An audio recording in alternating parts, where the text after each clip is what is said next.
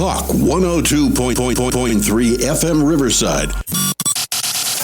Thank you, America, for making us radio's number one format for 8 years. Talk 102.3 FM Riverside. KCAA, the station that leaves no listener behind.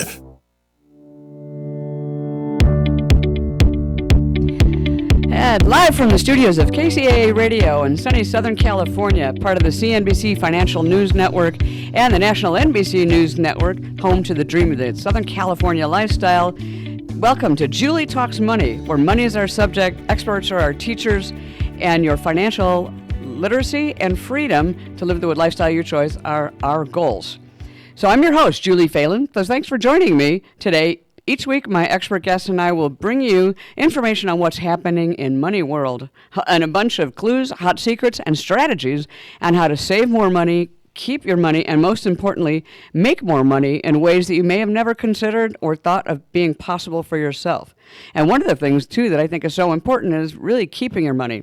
From the truth behind flipping houses or having rental property to the new technology that's changing our wallets and changing the way we pay for things, to making sure you have enough money for your kids' college or your own retirement.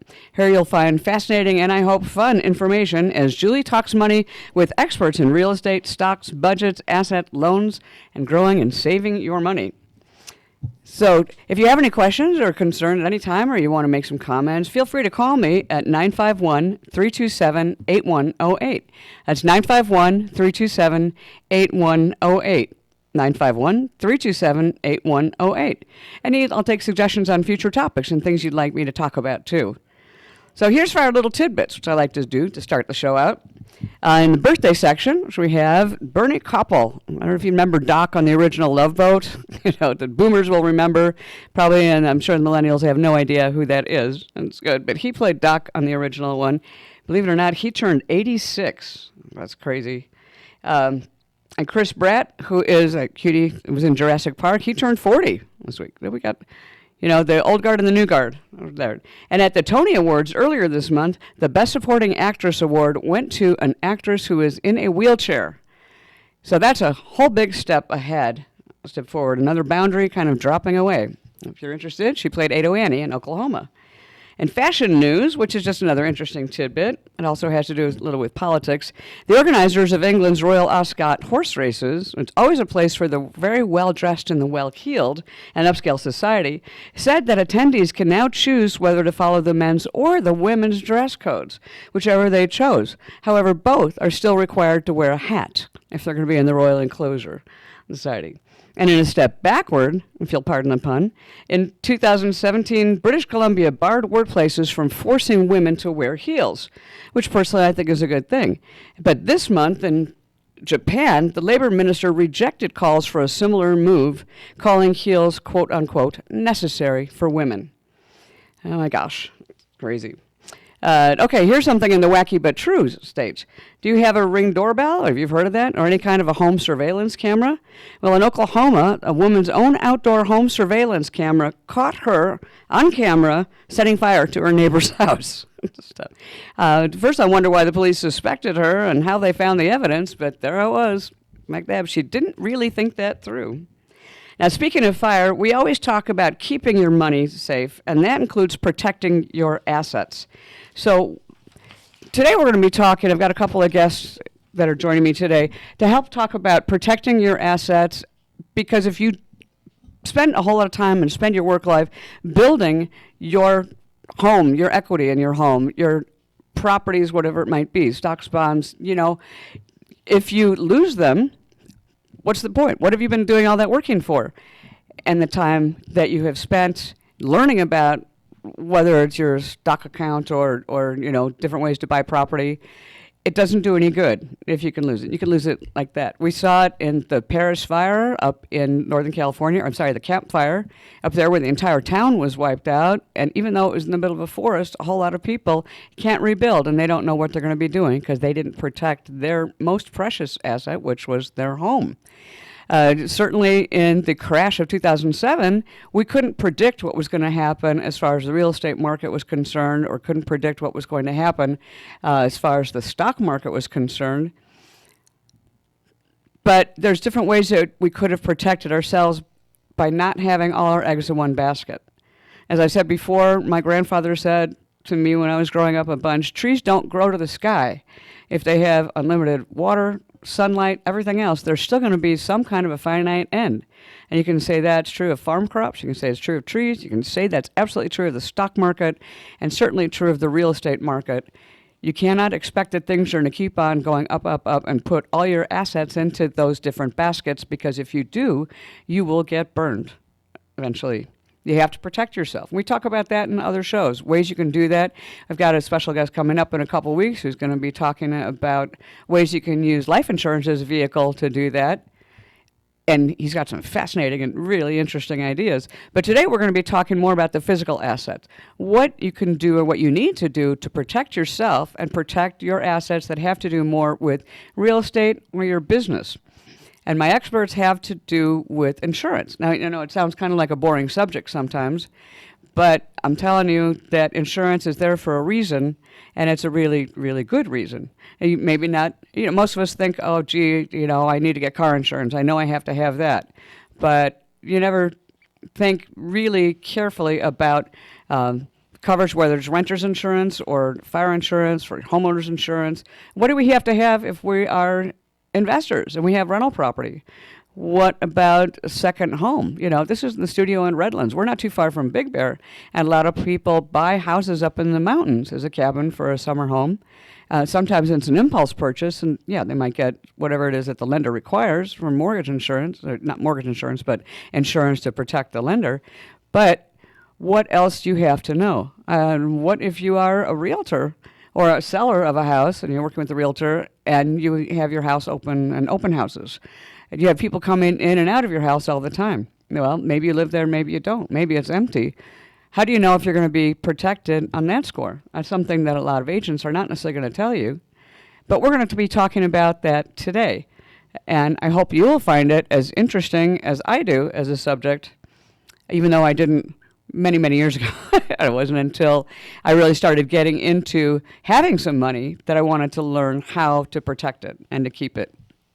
So I'll be talking to the insurance person in the first part. In the second segment, I am joined by an attorney who will kind of tell us what can happen on the negative side. If, I don't want to say disaster strikes, but if you do have a problem and if you do have an issue, there's usually going to be an attorney who's going to be out there trying to either help somebody who is injured or to get some money for something. And if you're not protected again, you can really suffer, because they can go deep into a whole lot of things that you own, not just whatever it is, it's the asset in question. So stay tuned with us. I will be coming back, actually, when we'll be visiting with both of those. And this is something that has, last week we talked a little bit about board and care homes, and I actually was a guest on another show talking about how you can turn your house into potentially a board and care home or a property for a group home. There's a whole lot of ways you can do that. It doesn't necessarily have to be for seniors. It could be for the vacation rentals, or it could be for drug rehab or something. So we'll talk about all of that when we come back. Again, call 951-327-8108 if you have any questions. 951-327-8108. This is Julie Talks Money. Stay with us. We'll be right back.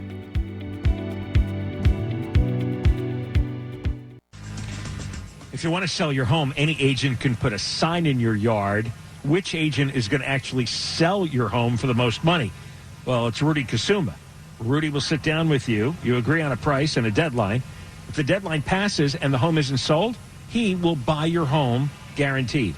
If your house doesn't sell, Rudy will buy it as is for a price acceptable to you. Rudy sold a home in the San Gabriel Valley for $22,000 over asking price after only 10 days on the market.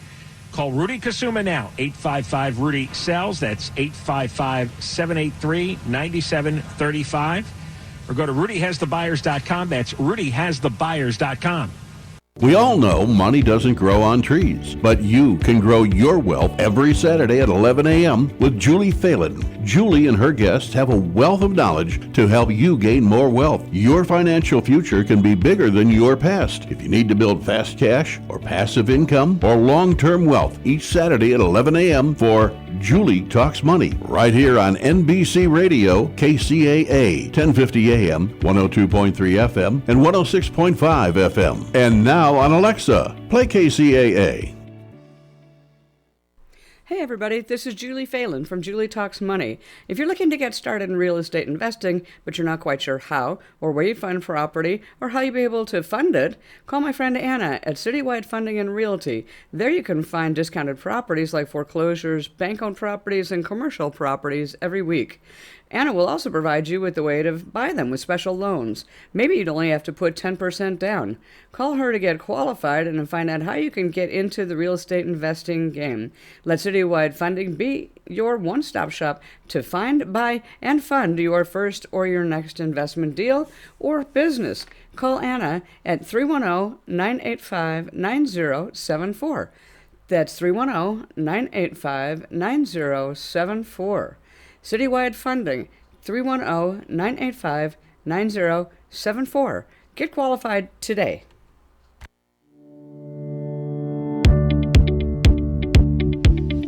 And we're back. Welcome back to Julie Talks Money on KCAA 1050 AM radio and 102.3 FM. Also part of the CNBC Financial News Network, iHeartRadio, and you can hear us and catch us on Tiki Live, Spreaker, and also this show is rebroadcast on kcaaradio.com website, or you can find it also on your favorite podcast player. You can even ask Alexa to play your podcast player. So we were talking about how you're going to be protecting your assets, and I'm so happy to introduce her to welcome to the show Rod Pyle. Rod Pyle's a really neat guy that I met several years ago at a Chamber of Commerce meeting, and since then he's been a go-to for several people that I know who need some advice on their houses and on their rental properties. From Yep, that's right. He's from Farmers Insurance. The great little ditty. So Rod has lived in Southern California for the last 32 years. Originally he's from Seattle, but he's practically a California native by now. He opened his farmer's agency 15 years ago and has been at his Culver City location for the past 10 years, and he's won multiple awards from farmers, including Toppers Club and championships. His specialties are home, life, auto, and business. And, of course, we're going to be talking to him mostly today about home and business insurance. So welcome, Rod. So happy you could join me today. I'm really glad to be here. Stuff. Are you in Culver City right now? I am, and I'm guessing it's nice and sunny where you are, but it certainly is cloudy out here. That's exactly what I was thinking. It is a little bit cloudy out here. I mean, sunny out here, and definitely warmer. Well, as I had said, we were talking about ways to protect your properties, because I really believe that it's a critical piece of keeping your money. You protect your properties and your bank account, definitely, and your business. And you said you like to do some of the tough-to-place properties and challenges, but I'm going to try and challenge you a little bit here today before we get to those things. Okay. Let's go. Great. So, I know you can help me talk in plain terms about what people need to do, especially like real estate investors and small business owners, to protect themselves. Can you talk a little bit about the different types of insurance that people would need to have, starting with their house? Sure, absolutely. For their home, what you're going to want to have is a classic homeowner's policy. And that covers the reconstruction of the home. It covers your loss of use coverage. It covers your personal property. And it covers your personal liability coverage. So those are the main components of a homeowner's policy, which are the most important. And then I know that you talked about rental property. So that covers basically the same things. But instead of loss of use coverage, it covers your lost rental income. Okay, hold that thought for a second. Okay. When you're talking about the homeowner's coverage and the loss of use, I mean, most of the stuff that I know is about fire protection or fire damage. People talk about it as a fire policy a lot of the time. Is that the main peril, shall we say, that people are protected from? So fire policy is kind of like a generic term. Over the years, the policies have really developed into more of a homeowner's policy, which is what, typically you'll find at your Farmers, your State Farm, your Allstate agents are selling homeowners policies. And the main component, of course, is the coverage for the structure. That's called coverage A. And, we all use reconstruction calculators. We type in all the input, or our systems are so sophisticated these days that it pulls a lot of the data in, and then we just finesse it and fill in around the edges, and then it comes up with a reconstruction value, and that's where we start. What does that mean? The cost to rebuild the house from the ground up? Exactly. So a lot of people will say to me, "Gosh, Rod, why are you only insuring my house for $500,000 when I just spent 1.5 on my 1,000-square-foot house here in Los Angeles?" And I have to explain to them that we're not covering the cost of the structure. We're covering the cost to rebuild. Can somebody get the coverage to cover the $1.5 million that they paid? They could, but it really wouldn't do them any good because you're covering the 1.5. Of course, includes the land, and the land's not going to go anywhere. Sometimes the lenders will request that, and then we have to do a little education moment and explain that we're really just covering the cost to rebuild the structure. Okay. I've been a mortgage broker also for a number of years and did some loans for homeowners before I went into hard money. And we always require a policy before funding a loan, or the lender always does. And if you could tell people why that would be the case? Absolutely. In fact, not only do they require a policy in force before the loan closes, they require the first year to be paid in full. And this is typical of every lender out there. And they just want to make sure that their interests are protected as well. So not only are you buying a nice home for your family, but the lender is lending you the money, and in the event that the property burns, they want to make sure that their investment in you and your family is protected, and that's what the insurance is doing. Okay, but if I'm paying $1.5 million, maybe I've got $1 million loan, or $1.2 million, and you're going to cover the cost of rebuilding the house, which might be $600,000. Then how is the lender? And I'm still going to be having to pay that loan, right? Correct. Right. So how do they get paid? That's where the loss of use coverage comes in. So let's say your home burns, and initially we're going to put you up in a hotel. We're going to pay for your meals, your dry cleaning, even your dog walking. And then once you stop spinning around like, oh my God, what do we do?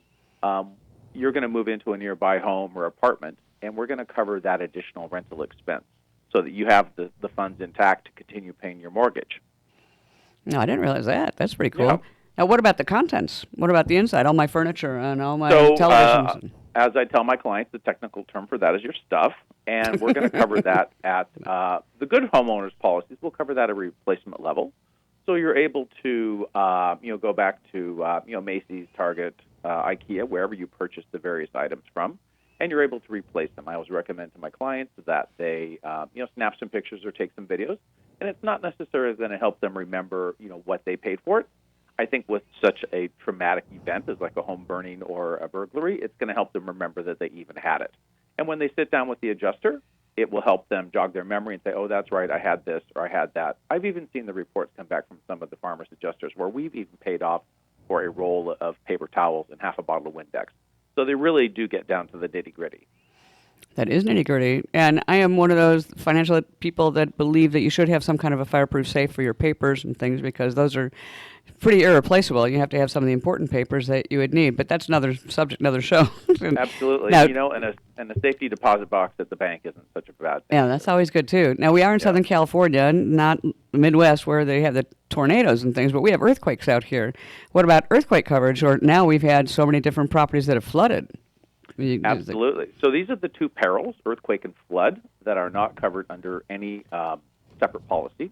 Under your homeowner's policy, they're separate policies. Just like in Florida, wind is a separate policy. But here in California, it's flood and earthquake. So the majority of our policies that we write are through the California Earthquake Authority, which was created after the Northridge quake. So this is kind of a quasi-state organization, and it's a companion policy with, they work with, I think, about 30 different insurance carriers in California. And we all have the ability to issue what's called a companion policy. So it's in lockstep with your homeowner's policy as far as the inception date and the renewal dates. And the coverage on the home is the exact same amount as the coverage on the homeowner's policy. So let's say the home's insured for $250,000 on your farmer's homeowner's insurance policy. That's the amount that's going to be automatically starting point on your California Earthquake Authority.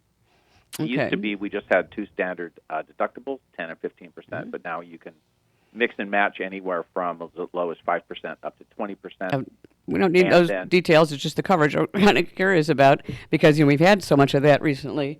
And, Correct. There's been a and, swarm of and little Malibu, mini- definitely they've had the floods and the mudslides and fires Absolutely. also. Absolutely. So it's not just one peril. Sometimes Correct. having it. So, yeah, your flood insurance is actually, regardless of what carrier you end up getting it, it's all underwritten by the federal, by FEMA.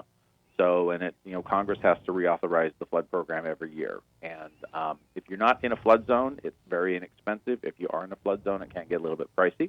And sometimes lenders will require it, other lenders don't. Okay, great. Well, let's talk about vacation homes because we are near Big Bear here, like I mentioned earlier, and we're talking about mountain homes. And of course, the area in the campfire was there, and some of the other places in Northern California, they've had a lot of fire. But these are usually vacation homes or weekend homes, certainly for people in LA or locally, and they're not in the property a lot of the time. And if they're not in the property, maybe they have it as an Airbnb available for that. Can they have the same, or would they have the same kind of coverage that I would have for my own home? Well, you would have the same coverages, as far as covering the structure and those kinds of things. Mm-hmm. But on Airbnb or on short-term rental policies, there are different types of policies specifically designed for that. If it's a long-term rental, there's policies designed for that. But if it's a family's secondary home, you can write a secondary policy. I know that at Farmers we can do that, and I would assume at all the other major carriers you can do the same thing. So is that a special kind of a policy because, you're recognizing that it's going to be vacant probably 60% of the year or 70%? It's a secondary home policy. So, we recognize obviously that your primary home is where you're living, and then the other policy would be you're not there all the time. But now you were mentioning, that you're close to the Big Bear area and those kinds of things. That is a big challenge these days, getting coverage up there. Really? Absolutely. Because of the fires, threat, or what? Because of the fires and the potential risk. Obviously, the Big Bear and Arrowhead areas have not had a big burn in a number of years. Mm-hmm. And so people are looking what happened in Paradise and the Woolsey fire recently here. And a lot of the carriers are pulling out or not writing new business. Now, as a backup, we always do have access to the California Fair Plan, but that is a policy of last resort. I didn't realize that, and I didn't realize that they were considering that as being a potential tinderbox, I guess we'd say. I hate to say it, but a possibility. That's a good way to put it, Julie, tinderbox, yeah. So, we always do have access to California Fair Plan, which does just provide fire coverage. So the state gives you some kind of coverage, too, or some kind of protection, is what you're saying? The state? The state well, or federal? The California Fair Plan is not actually a state organization. It's underwritten by all the carriers that do business in California. As a percentage. So let's say that Farmers has 10% of the California homeowner market and State Farm has 10% and Allstate has 10%. We would each contribute 10% to the underwriting of California Fair Plan. So that's kind of how that operates. Yeah. Interesting. Okay, so that you said is kind of a challenge. What are some of the other challenging properties that you're talking about? Things that are close to the ocean, homes that are in a little bit of a disrepair are always a bit of a challenge. So those are some of the big ones that you come across. Mm-hmm. And older homes with perhaps knob and tube, you don't run into that much these days.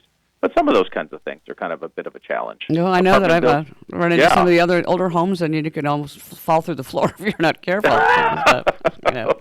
Let's hope not. That's where your liability insurance would come in, Julie. If you're walking in someone's house and you fall through the floor. That's what I was wondering, because I'm a klutz sometimes, and I could fall walking up to your front porch. So what happens if I do that? Let's say and break my nose, Absolutely. Or get bitten by your dog or something. Well, dog bites are a big thing, and it's a huge cost on the liability side for all the carriers. And so many carriers now have dog bite exclusion forms. So if you happen to have an exclusion dog, yeah. So if you have an aggressive dog on premises, which is fine, its name may be Fluffy, but it's still a killer, and or that this breed's known to be aggressive and a biter. We will only give you the home insurance if you sign this exclusion form saying, hey, I acknowledge that Fluffy is a killer, and I'm going to go ahead and waive my liability on the dog bite. Okay, well, what if I break my nose? What if I fall on your front step? Oh, or absolutely. if I, fall and slip in your kitchen because, there's some water there?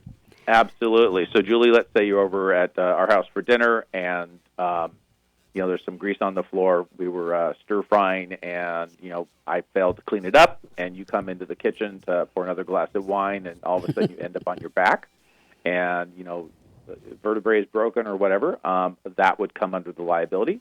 So friends do need to sue friends on occasion if something does happen like that. Or the example I typically give to clients is they're in the backyard and someone steps on a nail. It's like, where did that nail come from? Who knows? But now my friend has a hole in their foot. All right, we don't like that. Well, for No, that, it better be a good dinner. I'm going to be It's not a good thing. Yeah.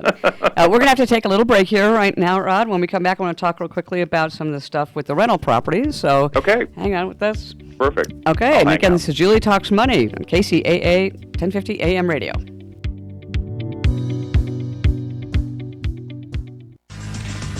If you want to sell your home, any agent can put a sign in your yard. Which agent is going to actually sell your home for the most money? Well, it's Rudy Kasuma. Rudy will sit down with you. You agree on a price and a deadline. If the deadline passes and the home isn't sold, he will buy your home guaranteed. If your house doesn't sell, Rudy will buy it as is for a price acceptable to you. Rudy sold a home in the San Gabriel Valley for $22,000 over asking price after only 10 days on the market. Call Rudy Kasuma now, 855-RUDY-SELLS. That's 855-783-9735. Or go to rudyhasthebuyers.com. That's rudyhasthebuyers.com. We all know money doesn't grow on trees, but you can grow your wealth every Saturday at 11 a.m. with Julie Phelan. Julie and her guests have a wealth of knowledge to help you gain more wealth. Your financial future can be bigger than your past. If you need to build fast cash or passive income or long-term wealth, each Saturday at 11 a.m. for Julie Talks Money, right here on NBC Radio, KCAA, 1050 AM, 102.3 FM, and 106.5 FM. And now on Alexa, play KCAA. Hey everybody, this is Julie Phelan from Julie Talks Money. If you're looking to get started in real estate investing, but you're not quite sure how, or where you'd find property, or how you'd be able to fund it, call my friend Anna at Citywide Funding and Realty. There you can find discounted properties like foreclosures, bank-owned properties, and commercial properties every week. Anna will also provide you with the way to buy them with special loans. Maybe you'd only have to put 10% down. Call her to get qualified and find out how you can get into the real estate investing game. Let Citywide Funding be your one-stop shop to find, buy, and fund your first or your next investment deal or business. Call Anna at 310-985-9074. That's 310-985-9074. Citywide Funding, 310-985-9074. Get qualified today.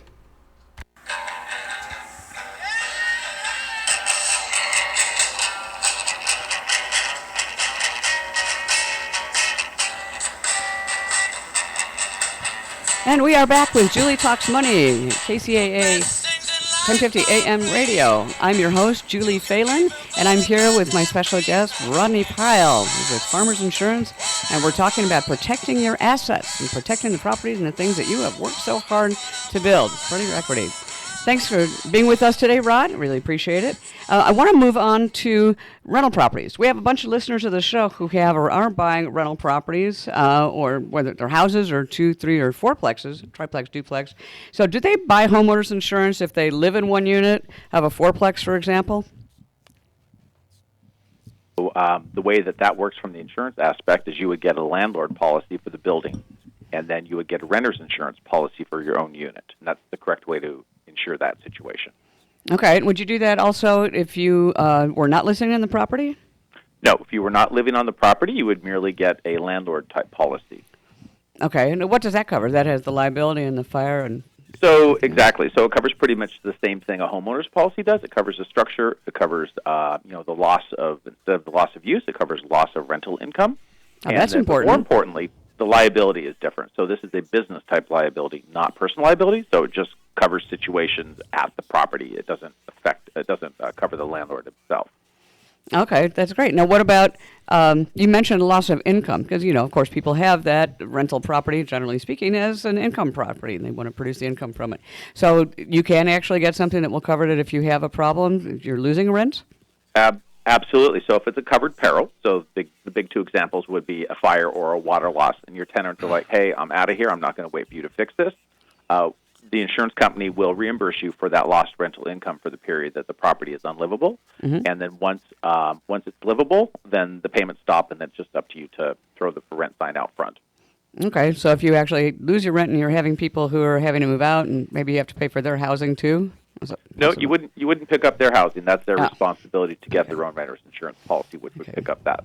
You know, you and I have talked about it because I have rental properties in Kansas City, and it's a little bit tough also being a long-distance landlord. You know, there can be all kinds of things if you don't have the property manager or somebody on site or nearby to tell you if you have a pipe burst, especially in the wintertime. You know, that can be a really big deal, and you lose the money. That's not good. Absolutely. Hopefully, your tenants would call you and let Yeah, you know if you have a I think big so. pipe or so. I call my manager too. But you know that there's tons of flippers out there, and also wannabe flippers out there. We're going to definitely be talking with my next guest about that too. But they say that's about 7.2% of sales these days. A matter of little tidbit fact. They're not living in the house, and they don't have tenants. They're just working on it. So what do they need while working in the house?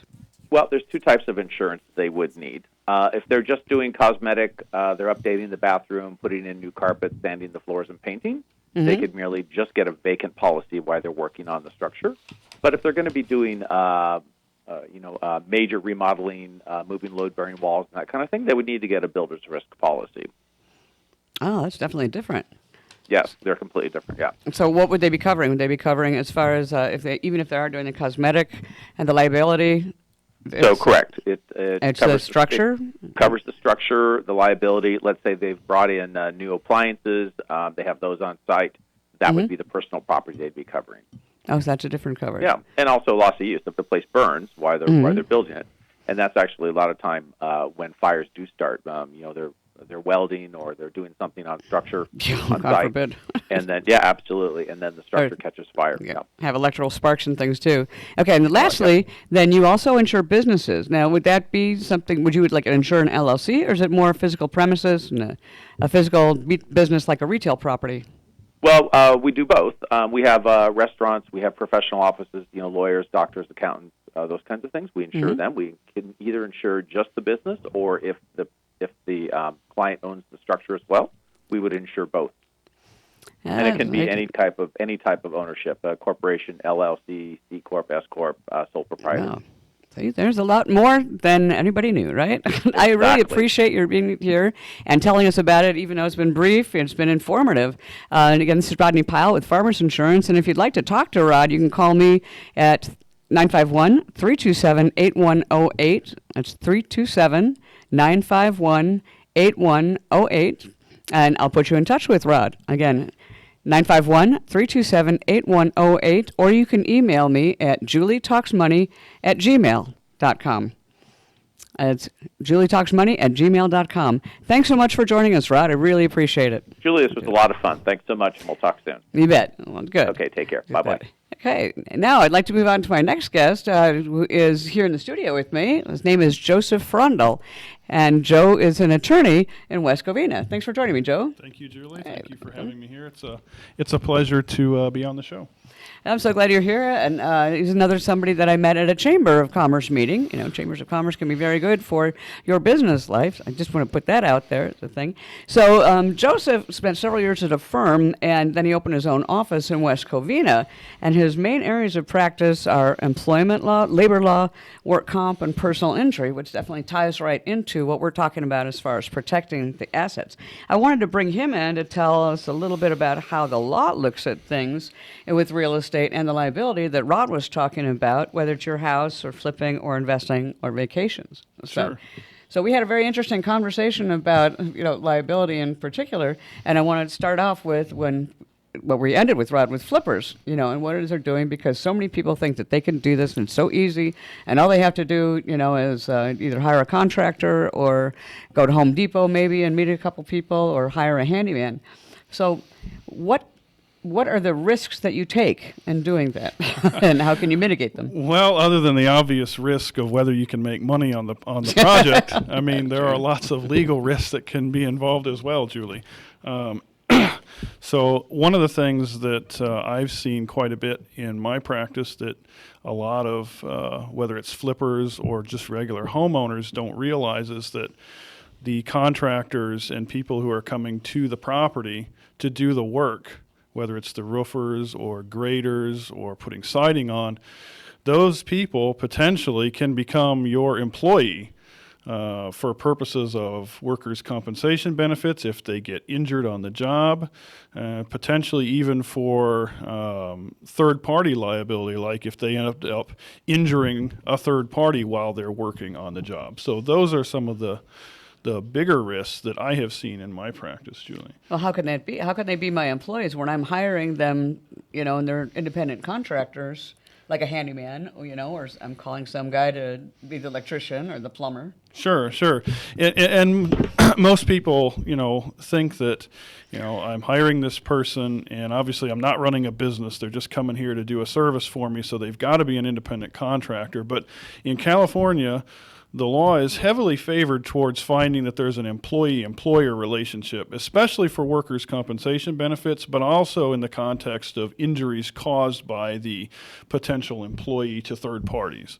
What's an example of that? Well, one example is, like, there's a statute in the labor code that says that if someone who is performing a building trade, like let's say an electrician, and they are required by code to be licensed, and they are not licensed, but you have them doing the work anyway, then that person is going to be presumed to be your employee if they end up shocking themselves while they're putting in a new circuit breaker panel.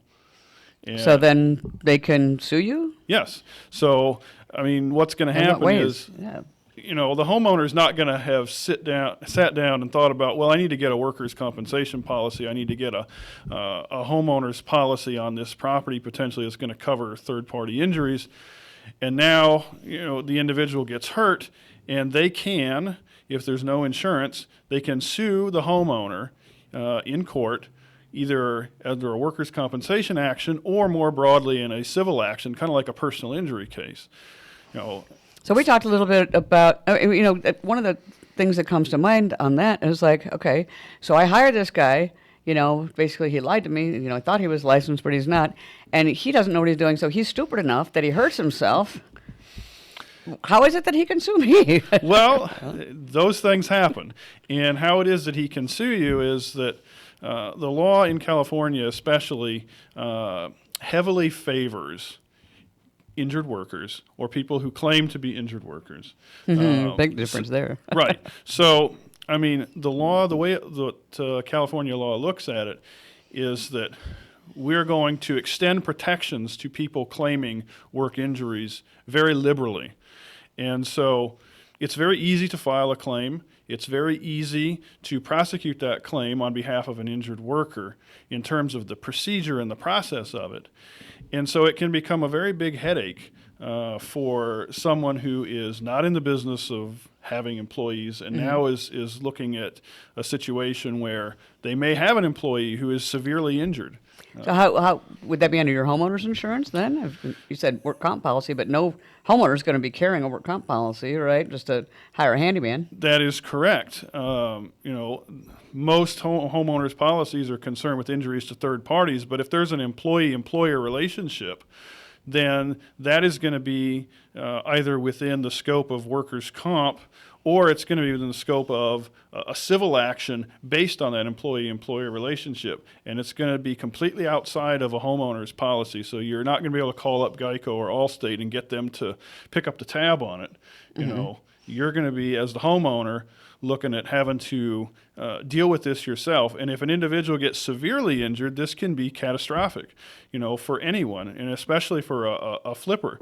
If I have time, I'll give you an example. So a friend of mine who represents injured workers just picked up a case not long ago for an individual who was helping to put a roof on a house in South Bay.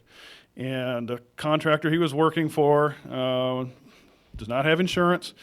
This guy was up on the roof, fell off the roof, is now in the hospital. He has several broken bones.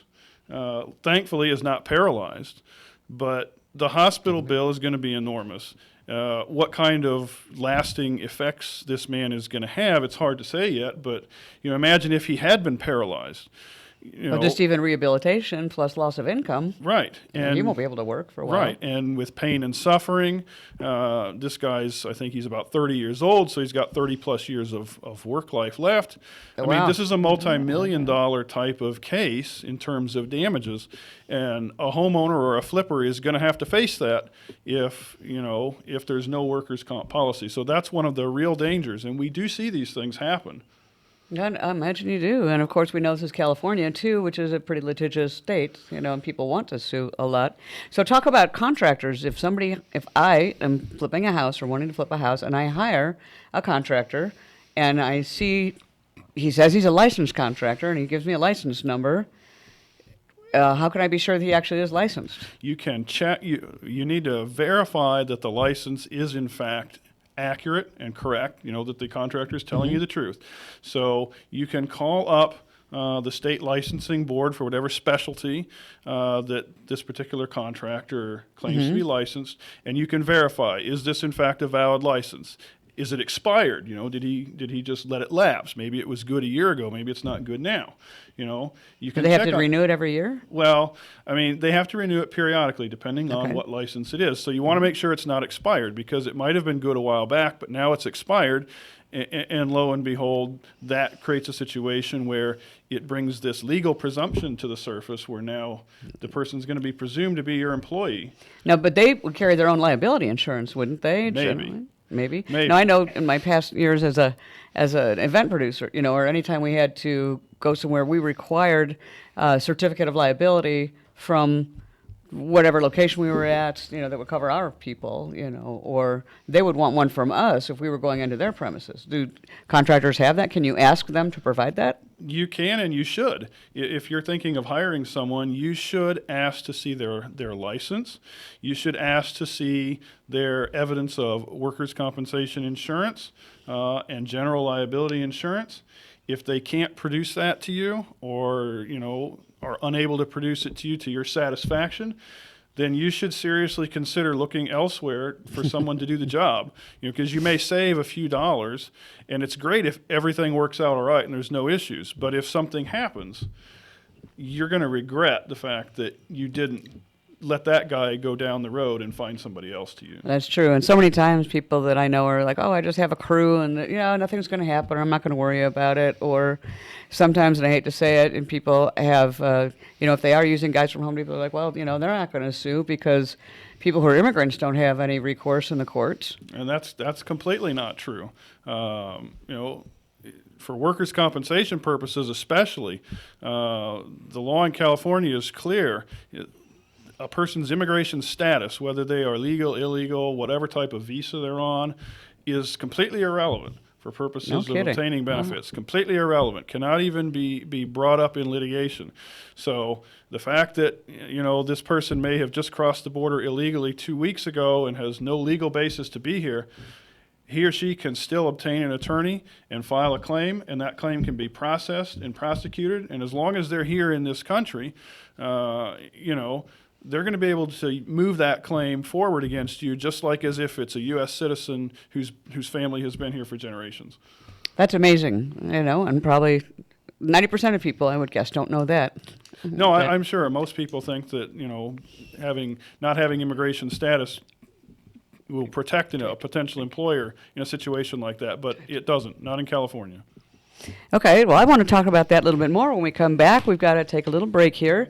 And again, this is Julie Talks Money. Comments, questions, call 951-327-8108. We'll be right back with my guest, Joseph Rundle. If you want to sell your home, any agent can put a sign in your yard. Which agent is going to actually sell your home for the most money? Well, it's Rudy Kasuma. Rudy will sit down with you. You agree on a price and a deadline. If the deadline passes and the home isn't sold, he will buy your home, guaranteed. If your house doesn't sell, Rudy will buy it as is for a price acceptable to you. Rudy sold a home in the San Gabriel Valley for $22,000 over asking price after only 10 days on the market. Call Rudy Kasuma now, 855-RUDY-SELLS. That's 855-783-9735. Or go to rudyhasthebuyers.com. That's rudyhasthebuyers.com. We all know money doesn't grow on trees, but you can grow your wealth every Saturday at 11 a.m. with Julie Phelan. Julie and her guests have a wealth of knowledge to help you gain more wealth. Your financial future can be bigger than your past. If you need to build fast cash or passive income or long-term wealth, each Saturday at 11 a.m. for Julie Talks Money, right here on NBC Radio, KCAA, 1050 AM, 102.3 FM, and 106.5 FM. And now on Alexa, play KCAA. Hey everybody, this is Julie Phelan from Julie Talks Money. If you're looking to get started in real estate investing, but you're not quite sure how, or where you find property, or how you'll be able to fund it, call my friend Anna at Citywide Funding and Realty. There you can find discounted properties like foreclosures, bank-owned properties, and commercial properties every week. Anna will also provide you with the way to buy them with special loans. Maybe you'd only have to put 10% down. Call her to get qualified and find out how you can get into the real estate investing game. Let Citywide Funding be your one-stop shop to find, buy, and fund your first or your next investment deal or business. Call Anna at 310-985-9074. That's 310-985-9074. Citywide Funding, 310-985-9074. Get qualified today. And welcome back to Julie Talks Money. I'm your host, Julie Phelan, and I have as a special guest in the studio today, attorney Joseph Frondel, who's from West Covina's practice, and we're talking about the different ways that you really need to protect yourself or could get into trouble when you are doing anything with your house as a flipper or a remodeler or anything else. So we talked briefly about that with flipping and contractors. Now, what if a contractor is hiring subcontractors? Doesn't his policy cover them? Well, ideally, yes. Again, it's something that you have to check on, right? Mm-hmm. I mean, so you should ask them, give me the identification of your subcontractors, who they are. I want to see their licenses to make sure that they're properly licensed and insured for what they're doing. Because, if you've got a subcontractor, let's say, and that person's supposed to be licensed, but they're not licensed, and they don't have an insurance policy to cover whether it's work injuries to their crew or damage that they cause to a third party or to your property, then it's going to cause problems for you as the homeowner. So it's not just like, well, I know that my contractor is pretty good. You've also got to go back to the subcontractors because you can potentially become the employer of those unlicensed subcontractors for their wrongful acts even though or they're for their injuries. Technically employers of the employees of the contractor. Yes, because they can pursue an injured subcontractor employee can potentially pursue, in terms of benefits, both the homeowner and the general contractor. Mm-hmm. So it becomes what we call a dual employment situation, multiple avenues for a person to be able to recover, and that includes the homeowner. Now, let's say that I am not a flipper, and I'm just remodeling my house, and I have some bids, whether I'm not putting on a big addition or anything. I just want them to redo my kitchen and my bathrooms. Do the same things apply? Generally speaking, yes, the same things apply. There are some additional exceptions. The smaller the amount of work that's being done, the greater the likelihood that you could potentially get out from being their employer. Mm-hmm. But the thresholds are very low in terms of the exclusion. So the law is clear that if you're paying, if the contract of the job is for $100 or more, and if the contract calls for the workers or the subcontractors or whatever to be on premises doing the job for more than 52 hours, which is only 2 days and a few hours, mm-hmm. then even if they're just remodeling your bathroom and it's just a relatively, quote, small job, they're going to be your employee. Now, what if they just fall and trip like we were talking about earlier with Rod, and break their nose? Is that going to be under your homeowners or would that be under... Well, so more of a personal injury. It would depend on the circumstances of the case. I mean, so if the employee falls and hurts themselves, they've got a workers' comp claim against, hopefully their employer has mm-hmm. insurance. But if they don't, then potentially you, as the homeowner who's getting the job done. So they kind of go from A to B to C and find out. Right. Or an attorney like you. And then it further would depend on what was the cause of the fall? If it's something that is unrelated to the remodel that they're doing, and it's something that is on your premises that you should have known about, like let's say you've got broken steps on the front of your house going in and out, and you should have fixed them and you didn't, and that's why the guy fell, that's going to be a premises liability for your homeowner's insurance. But he can also try to claim against, for workers' comp benefits. But depending on the situation, it might be more beneficial to him or her to file against your homeowner's policy rather than pursue work comp. So there's a couple different levels. A couple different ways, levels that you need to protect yourself. Now, again, going back to my experience with entertainment and television, we could get a short-term policy for the event, saying it was only like a 2-month thing that we were going to be going in and doing the build and that sort of thing. Can somebody who's hiring a contractor get a short-term work comp policy? Yes, they can. I should have asked Rob. And you would want to talk to a quality, reputable insurance agent like Rod or someone else who knows the ins and outs of what policies the carriers will write. But yes, there are multiple different types of policies that you can get to protect your unique situation. Oh, that's really good to know because, most of the time I think of an annual policy and that's an expensive thing. And if I'm only going to be using it for a short time, why would I want that? Sure. Yeah, that's a good thing. So we talked a little bit yesterday about trust. So say I have my home in a revocable living trust, and that's how it's titled. That would be one thing. And then investors or flippers very often have their property in an LLC. Would they still have the same exposure? Well, okay, so there's a couple different things there. So like if the property is in an LLC, then technically it belongs to the LLC. And so, it would depend on like how the setup is in terms of the hiring of the individual that caused the injury that puts the property at risk.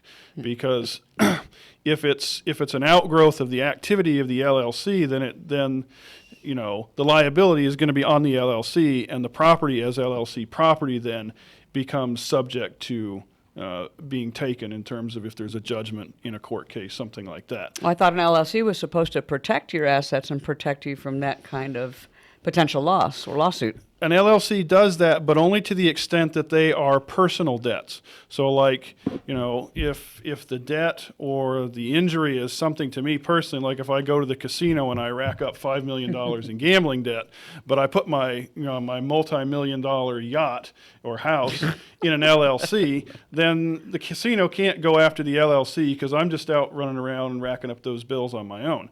But, if you've got a situation instead where I'm acting in the capacity of the LLC, and that's how I'm getting the gambling debt or I'm causing the harm to someone else, then that becomes a, quote, LLC liability, at which case then LLC assets are at risk, and that property can potentially be seized and sold. Now, I've been told that a single member LLC is really not much protection, that it's much better if you have multiple members, managing members, that you could pierce a single member LLC pretty easily and go after that individual's assets. Is that true? That is true because an LLC is not a guaranteed shield. In litigation, one of the things that a court will look at is whether the LLC is just simply a fiction. In other words, it was only created with the intent and purpose of hiding the assets from creditors. So if you have just a one-member LLC, it raises a lot more suspicions that that's what's going on. Whereas if you have a multi-member LLC that's doing business, that has minutes and meetings and all that stuff, it's much more difficult for a potential claimant to say, hey, the LLC is a fraud. We should be able to get in there and get those assets. So I would think it would be much more difficult to go after the assets of the LLC or the individuals who are within it. Correct. Also. Correct. Okay. And then also with a trust or an LLC, there's a beneficiary and a trustee and a trustor. I'm a big fan of land trusts, and I know you said that you were familiar with land trusts, but land trust is a way to hold it with an LLC as the beneficiary. And if you have an LLC that's in another state, like Wyoming or Florida, then would it be worthwhile for an attorney such as yourself or anybody else who's going to go after somebody for a business loss to go through the trust or try to find the trust, then find, this LLC, now they may have multiple members, is in Florida. Is it worthwhile to maybe pursue that kind of a case? It may or may not. Situations like that are really fact sensitive as to, how big is the pot that I'm seeking? How big is the judgment that I might get? How difficult is it going to be for me to be able to go after this out-of-state LLC and be able to get into it? Is it possible for me to get around the trust? Is it revocable or is it irrevocable? That makes a big difference. So it's really hard to give a general statement about that, but obviously anytime you're dealing with out-of-state entities and multiple layers, trusts, LLCs, corporations, it does make it more difficult for the claimant or plaintiff's attorney to get at that stuff. But if the situation is right and the pot of gold is worth it, then you will definitely do that. So you definitely want to make sure that you are covering yourself in all kinds of ways, and the insurance can do that. Thanks so much, Joseph, for being here. Thank you for Joseph having me. Rondos, an attorney in West Covina, and earlier my guest was Rod Pyle. If you want to talk with either of them, please contact me and I'll put you in touch. This is Julie Phelan, and contact me at 951-327-8108. That's 951-327-8108. You're on board KCAA's Inland Talk Express. KCAA, Loma Linda, 1050 AM, the station that leaves no listener behind. Your NBC Sports Radio update starts now.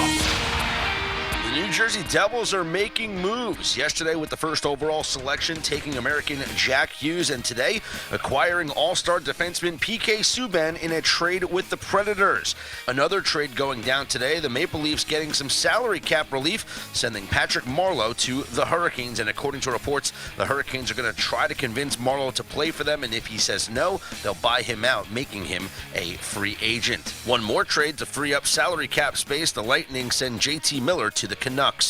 Major League Baseball, the Mets' Pete Alonso has now set the single-season all-time record